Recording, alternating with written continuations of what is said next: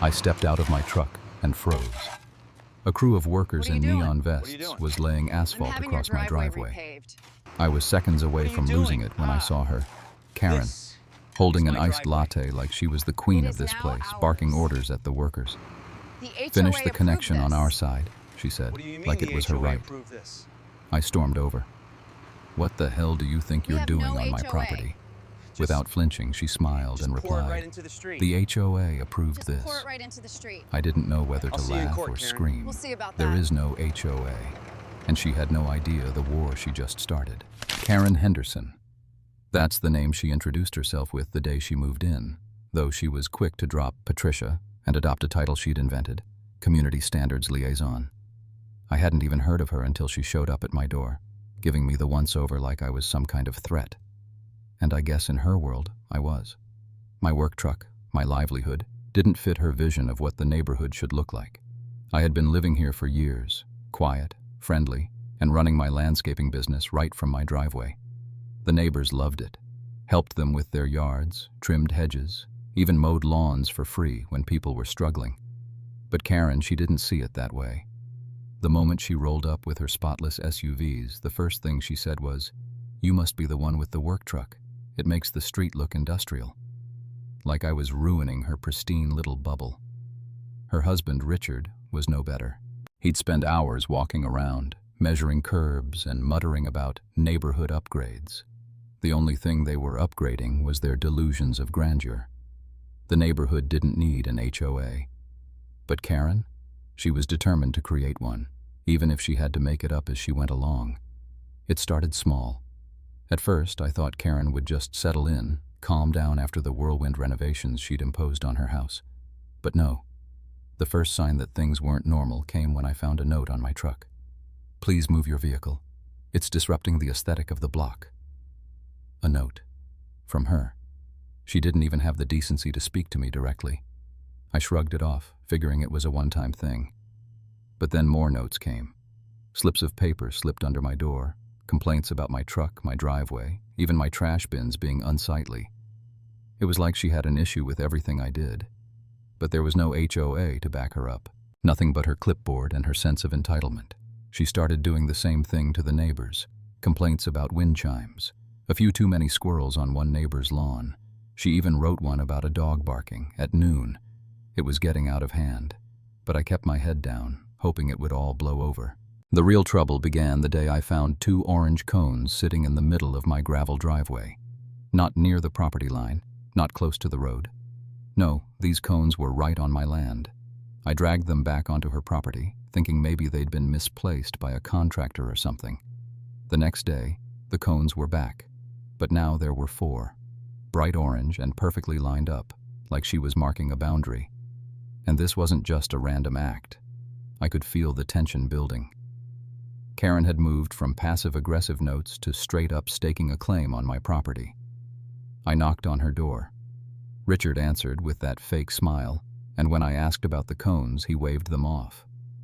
"We're thinking of making the driveways between our houses shared," he said, as if it was the most logical thing in the world. I told him no.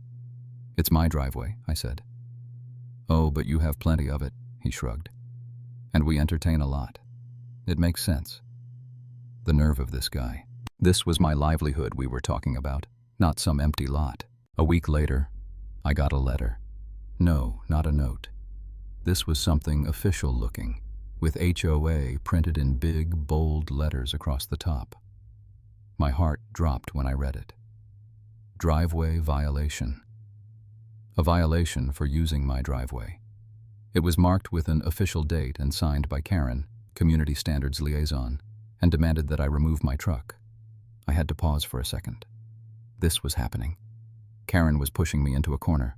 I marched over to her house, holding the letter in one hand, my paperwork in the other. "This neighborhood doesn't have an HOA," I told her, standing on her doorstep. "You can't just make up rules." Karen didn't even look at the letter. She just shrugged, sipping her iced matcha like she was discussing the weather. "Well, we've been talking about forming one. It's long overdue." She said it so casually, as if deciding to control the entire block was just a matter of finding the right binder. I felt the blood rush to my head. She was serious about this, wasn't she? I went back home, grabbed my deeds, my surveys, and even the original plot maps from when I first bought the place. I wasn't going to let this woman tear apart my life. It wasn't long before Karen escalated even further. One morning, I woke up to a scene that sent my blood pressure skyrocketing. The sound of a diesel engine and the smell of fresh asphalt. I rushed outside, and there they were, a full construction crew unloading equipment at the edge of my driveway. Right in front of me stood Karen, clipboard in hand, directing them like she was a foreman. I stormed over. "What the hell do you think you're doing?" I demanded. Karen didn't even hesitate. "We're connecting the driveways. The HOA approved this." I froze for a moment.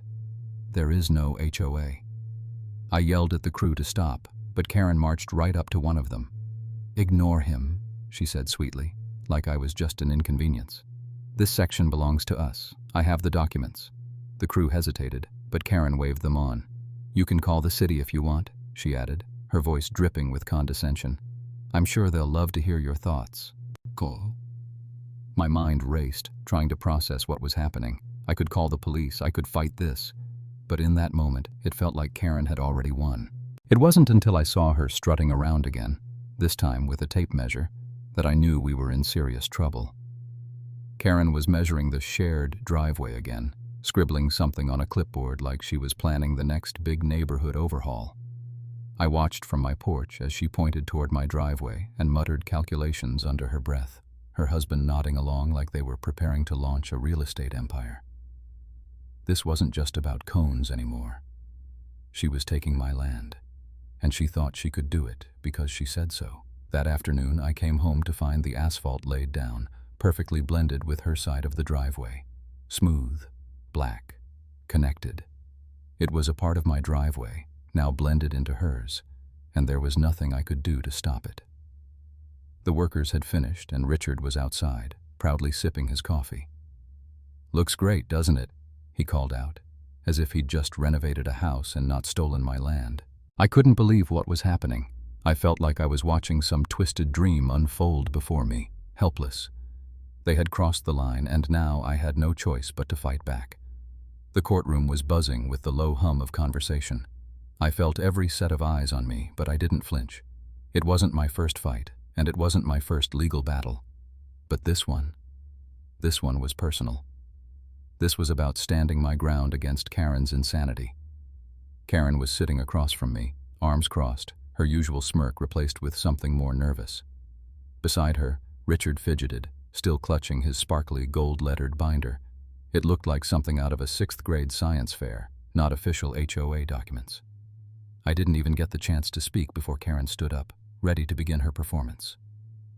"Your Honor," she began, her voice dripping with false authority. "My husband and I have been subjected to endless harassment and emotional distress due to Mr. Miller's blatant disregard for our community's standards." The judge didn't even look up from his notes. "Community standards?" he muttered, barely interested. Karen's eyes narrowed. "Yes, Your Honor.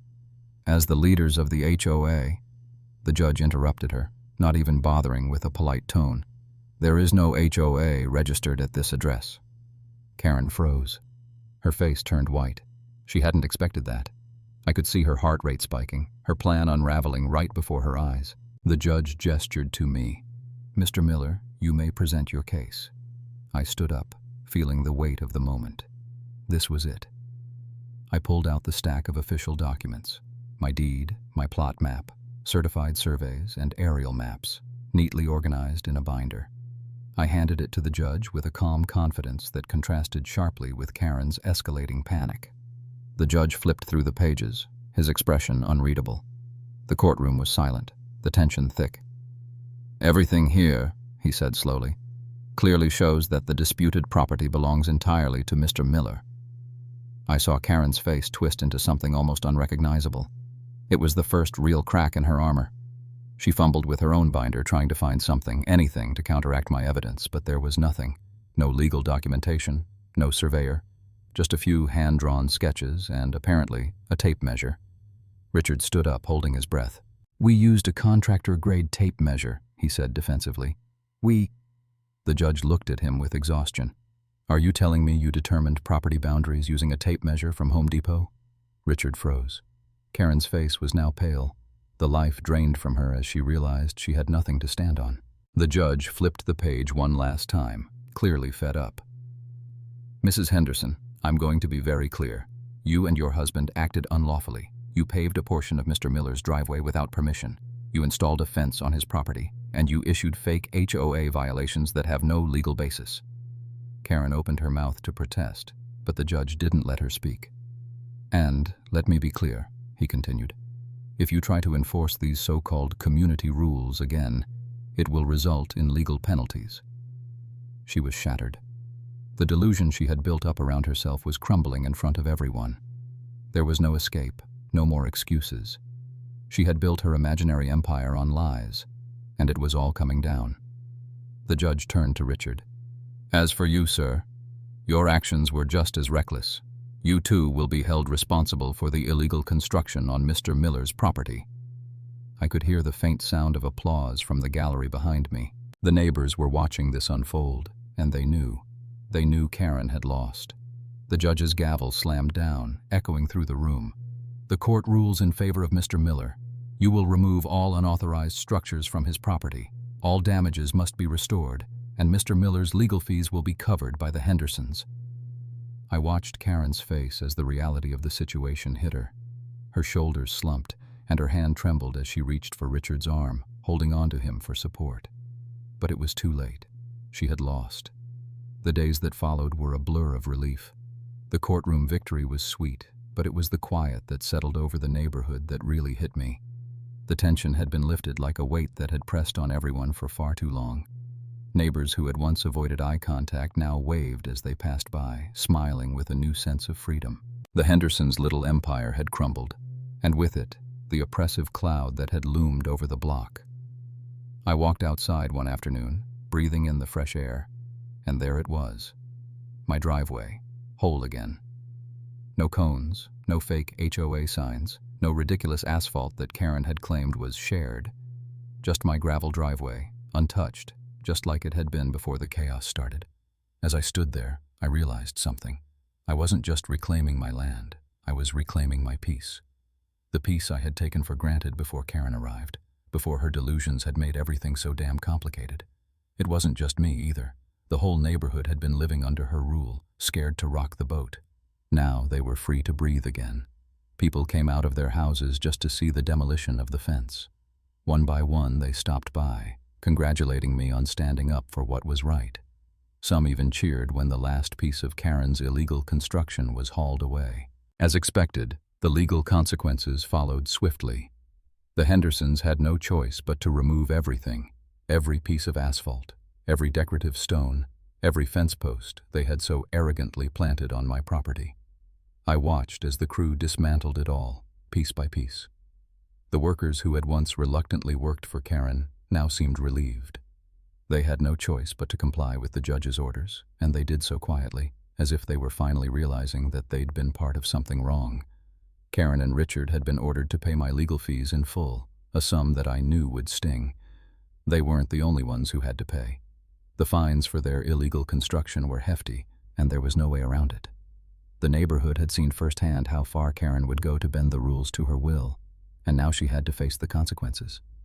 The house went up for sale soon after the ruling. The for sale sign was slapped into the front yard faster than I could blink. No more expensive topiaries, no more perfectly manicured lawns, and definitely no more delusions of grandeur. They were gone, just like that. But here's the kicker. The real twist in all this. As much as Karen tried to maintain control, as much as she fought to turn the neighborhood into her own little kingdom, it was clear she hadn't won. I had, but not just because of the legal victory. No, I had won because I hadn't let her destroy what mattered most: my peace, my boundaries, and my community. A few months after they left, I was sitting on my porch with a cold beer, watching the sun set over the block. It felt good, knowing that the fight had ended, not with anger, but with the truth standing strong. The rest of the neighborhood had started hosting small get-togethers again. Barbecues, block parties, kids playing in the street without fear of getting a citation. The porch light flickered on as I watched it all unfold, feeling a sense of calm I hadn't experienced in months. But the best part? Karen's empire was already crumbling, even before she left. Neighbors would pass by her old house, shaking their heads. Some whispered about the strange things she'd done. Others just laughed. Her name was practically a punchline at this point. Karen, the woman who tried to take control of a neighborhood that never needed saving. I took a deep breath and smiled. The neighborhood was finally free again. And as for me, I was back to what I loved most, running my business, working from home, and living in the peaceful community that was always mine. And Karen? Well, she might have thought she could take my property, take control, and impose her will on everyone around her. But in the end, she learned the hard way that some things, like boundaries, are non-negotiable. I leaned back in my chair, staring at the driveway that had become the battleground of this absurd war. It was more than just a driveway now. It was a symbol of standing up for what's right. A reminder that the truth always prevails, no matter how many fake citations or imaginary HOA rules someone tries to impose. And for the first time in a long while, I felt something I hadn't realized I'd been missing. Peace. True peace.